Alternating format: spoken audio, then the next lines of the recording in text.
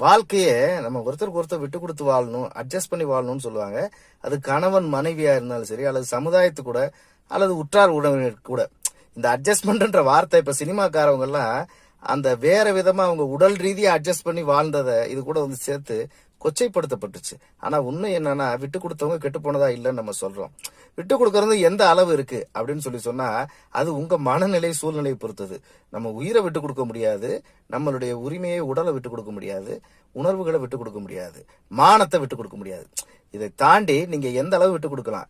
பொண்ணு பொருளை விட்டு கொடுத்துட்டோம், இல்ல நான் சொத்து பத்தை விட்டு கொடுத்தேன், அதனால நான் இவ்வளவு தூரம் இருக்கேன்னு நீங்க யாரும் நினைச்சிடாதீங்க. பெற்று சென்று வாழ்ந்தவரை விட விட்டு கொடுத்து தாழ்ந்தவராக நீங்கள் இருந்தாலும் வாழ்வில் உங்களுக்கு வெற்றி உறுதி. இது நான் சும்மா விளையாட்டுக்கு சொல்லல, அனுபவத்தின் வாயிலா சொல்றேன். நிச்சயமா உங்களுக்கும் நல்ல அனுபவம் விட்டு கொடுத்திருந்தால் கிடைக்கும் என்று நீங்கள் நம்புங்கள். நிச்சயம் உங்கள் வாழ்க்கை மலரும்.